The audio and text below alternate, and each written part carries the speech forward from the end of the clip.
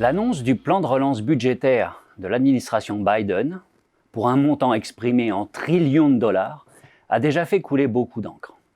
Trop ambitieux et insuffisamment ciblé, il risquerait, selon certains, d'embarquer les États-Unis dans une hausse des taux d'intérêt et du taux d'inflation, avec des conséquences plus ou moins favorables pour les autres pays, obligés de suivre la hausse des taux, mais bénéficiant peut-être d'un gain en compétitivité si les prix américains augmentaient plus vite qu'ailleurs.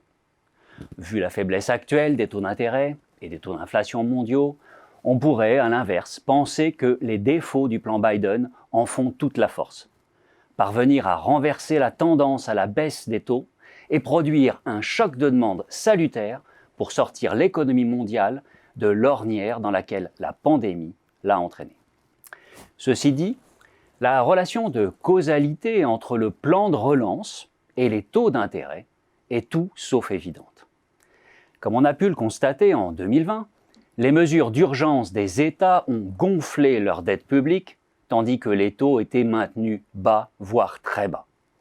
Bien sûr, les taux d'intérêt ont réagi aux politiques de soutien mises en œuvre par les banques centrales, et on peut se demander ce qu'il adviendra quand les mesures monétaires prendront fin. Assistera-t-on à ce fameux effet d'éviction de l'investissement des entreprises non financières par les dépenses publiques après que les taux d'intérêt augmenteront? Pour y répondre, sans y répondre, faisons un bond en arrière.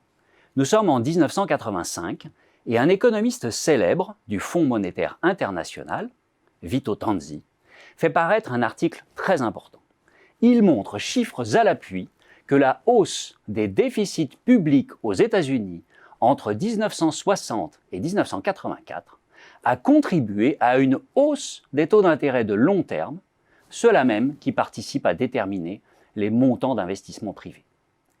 L'effet d'éviction existe bel et bien aux États-Unis, Vito Tanzi l'a rencontré.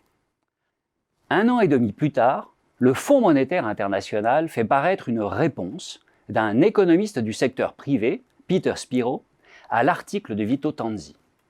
Peter Spiro est bien embêté, mais il ne peut pas se taire. Il a reproduit l'analyse statistique de Vito Tanzi et il a trouvé les mêmes résultats que lui, mais à une différence de taille près.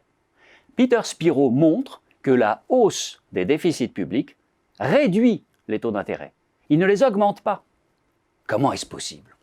Tout simplement parce que Vito Tanzi a mal interprété le signe de la variable de solde public qu'il a utilisé. Il a pensé qu'un signe positif du solde public témoignait d'un déficit, alors qu'il s'agissait en fait d'un excédent.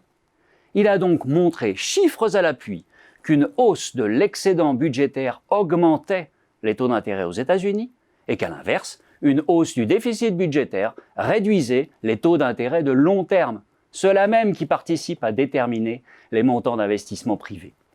L'effet d'entraînement plutôt que d'éviction des dépenses publiques sur les dépenses privées existe bel et bien aux États-Unis. Vito Tanzi l'a rencontré.